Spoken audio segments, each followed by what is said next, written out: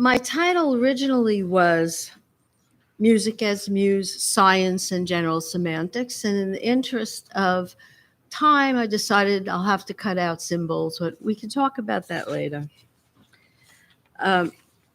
This reflection was fueled by deep feelings and a personal memory I had last December 2020 when a wonderful jazz trio were our guests on Zoom at the New York Society for General Semantics.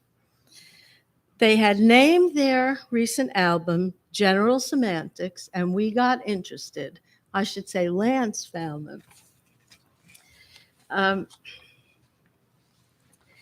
After listening to the lovely performance, jazz musician Jeff Bradfield was describing how his artistic sense operates. As he spoke, the shape of a sound, a metaphor jumped into my mind. I asked him if he would speak further to his creative process. He said, "I'm trying to get it right." This cooked off an unusual visual image in my mind's eye. I was not in the large soundproof music room back playing my clarinet with the school band. I was in biology class looking through a microscope. I thought, how odd. It felt important. It was palpable. I was in the present, listening carefully, my ears buzzing with enthusiasm. Then, just for an instant, I saw a visual image from the past. This felt like Korzybski's time binding and discovery together. Past knowledge was blooming in the present. Walter Ong said, all the concepts by which we deal with anything are founded directly not on the past, but on our contemporary sensory experience in the world as we know it. I had questions. Is this insight an intellectual gift? If so, how do I unwrap it?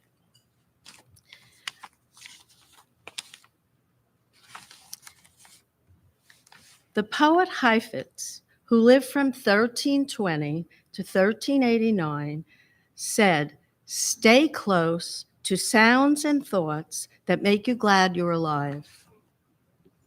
I need to start my timer.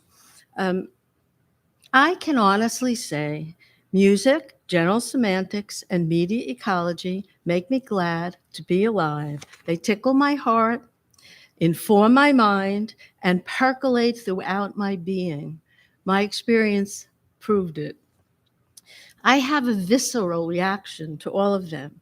I find them exciting, and this is the reason I am standing before you today. These are ways of knowing, techniques and approaches we can employ to understand the human condition. I started this exploration with how does music inform us? How does science inform us? Why is musical talent compared to mathematics, which is considered part of the scientific method? I have great respect for the scientific method and mathematics. My bio will tell you I spent several years studying these topics with the toughest taskmaster I ever met at the Social and Demographic Research Center he founded. I do believe science is our best shot at solving problems to date. It belongs to the logical, linear, digital camp of thinking, while music and art forms are holistic, gestalt, analogical forms of perception Suzanne Langer speaks of in Philosophy in a New Key. However, where I started was not where I landed. I landed with questions about the functioning of our brains and our minds in regard to creativity. And I came out with a hypothesis. Society is in a liminal place between theories about how our brains and minds work. The scientific method has taken us far, but when combined with technology, it might take us everywhere. in terms of mind and brain. Neil Postman suggested we can think of the brain as a technology and the mind as its software. So far, my research leads me to believe our minds have many softwares. And much to my surprise, by using technology, we are finding out the truth of this right now. We've begun to understand how the brain prepares for creative insight. Before I tell you about these findings, I want to speak to the importance of general semantics and media ecology as a powerful intellectual duet. The perspectives of GS and ME and media ecology are married by relational views of the world. These include limits and possibilities of societal change as influenced by human beings through language and language systems, seen as interacting tools and technologies within differing contexts. Neil Postman defined media ecology as general semantics writ large. I wholeheartedly agree. Language is the underpinning of both. Media ecology includes other technologies, interacting processes of communication that go beyond language, but for sure, language is part and parcel of everything. Whether we are observing through the long lens of history or focusing on the dramatic present-day influence of internet, social media, the union of these observational lenses can inform us. They march together, hand in hand. I think of them as the wings on a plane. They can only truly fly together in the 21st century with all our technological inventions. Lance Strait said in 1999, so I'll index him one, just like Kozipke tells us. What he might say now, you can ask him later. Media ecology is the study of environments, the idea that technology and techniques, modes of information, and codes of communication play a leading role in human affairs, which is very important. I highly recommend his book, Media Ecology, An Approach to Understanding the Human Condition. I think that's why we're here. And I think Kwasipski would agree. We're here to study the human condition. Okay. The role of technology continues to increase, as we all know, and grows ever more important every day, sometimes for the better, sometimes for the worse.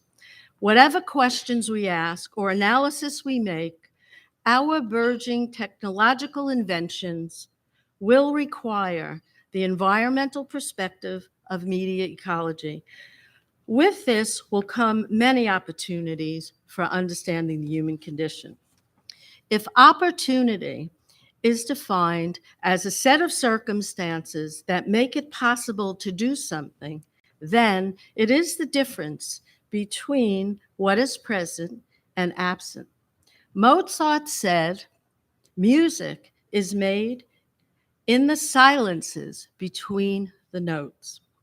Corey Anton, in his latest book, How Non-Being Haunts Being, said, if you think I'm selling for my friends, I am. But I really recommend it.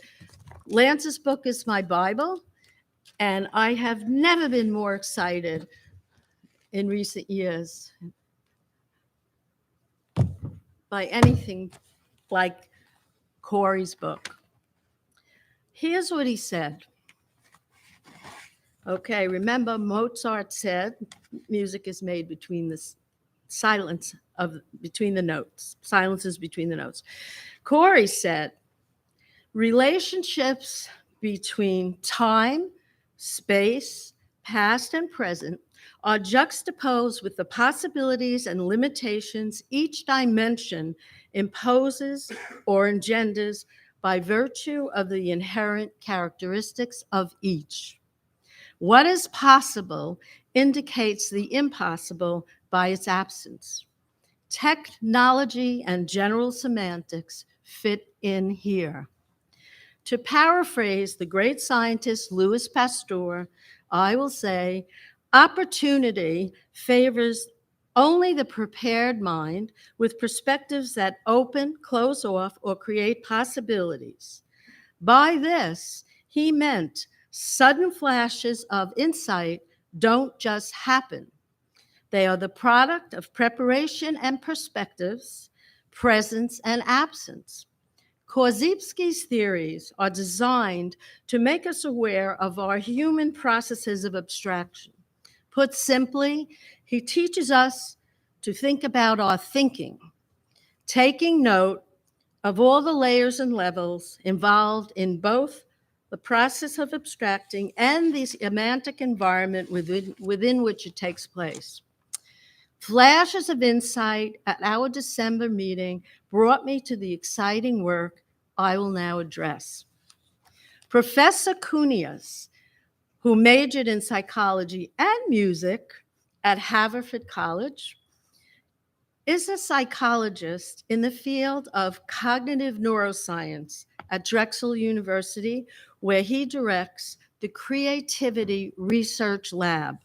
His research focuses on the neural and cognitive basis of semantic information processing, problem solving, and creativity.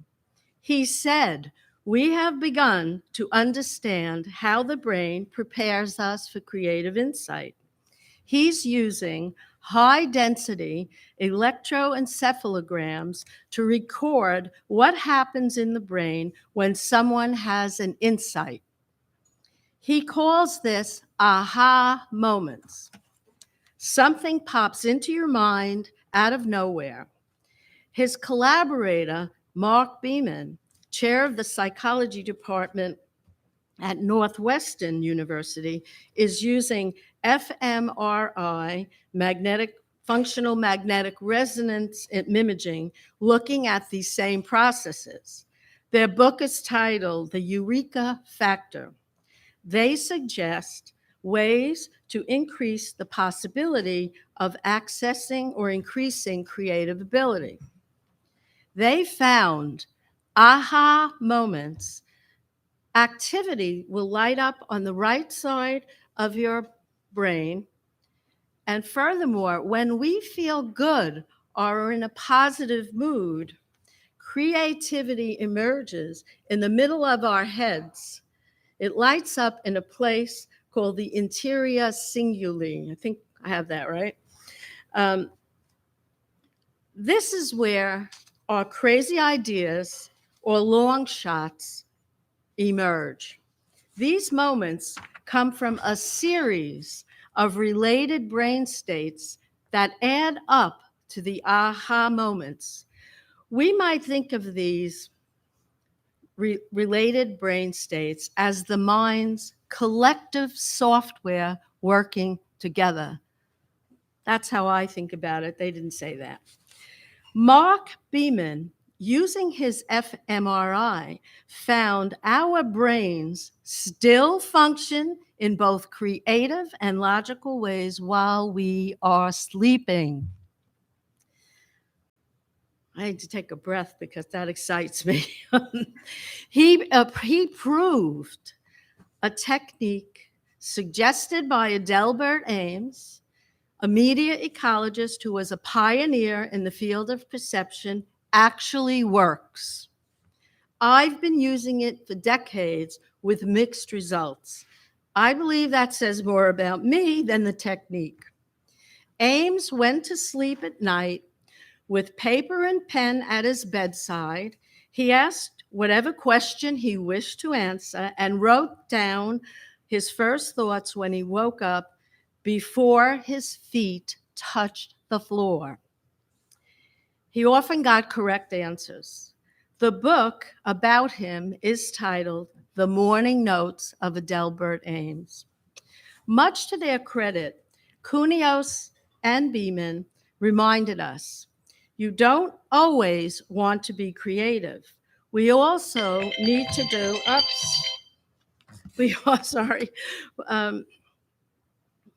where am I? Oh, you don't always want to be creative. We also need to think in deliberate, analytical fashion. Too much creativity is draining. And they didn't put it like this, but they prove the old adage, all work and no play makes Jill a dull girl. It turns out to be true.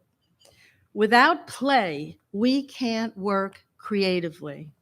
We need balance. This is something that Neil Postman pounded into our heads and insisted we socialize together for that very reason.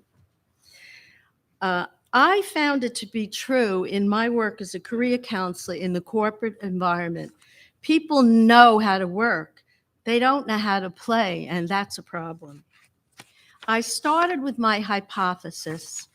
Society is in a liminal place between theories about how our brains and minds work. The scientific method has taken us far, but when combined with technology, it might take us everywhere. Just like I believe general semantics and media ecology could take us everywhere. I'd like to close with some thoughts from my favorite Nobel laureate, the physicist Richard Feynman. He said, I learned very early the difference between knowing the name of something and knowing something. He was a general semanticist. The word is not the thing, and the map is not the territory. About science, I'm going to quote him. Don't laugh, first you guess. This is the most important step. Then you compute the consequences, compare the consequences to experience. If it disagrees with experience, the guess is wrong. That simple statement, according to him, is the key to science. And then he said, doesn't matter how beautiful your guess is, or how smart you are, or what your name is. If it disagrees with experience, it's wrong. That's all there is to it. I'm going to read one more thing about science that he said. 1, scientific knowledge is a body of statements of varying degrees of certainty. Some most unsure, some nearly sure, none absolutely certain. 2, if you thought that science was certain, well, that's just an error on your part. 3, I mentioned this yesterday when we, never mind. Religion is a culture of faith. Science is a culture of doubt. Yesterday I said facts. I'm winding up. Scientific knowledge is a body of statements of varying degree of certainty, some sure, some nearly sure, none absolutely certain. His advice I love the most is don't pay attention to authorities, think for yourself. We've come a long way utilizing the scientific method. We now have technologies that bring about the possibility of closing the gap, answering questions about the functioning of our brains and mind, not only in relation to music, science, and creativity, but to everything. This opens up the possibility of finding the solutions to many conditions: epilepsy, autism, Alzheimer's, and Parkinson's disease.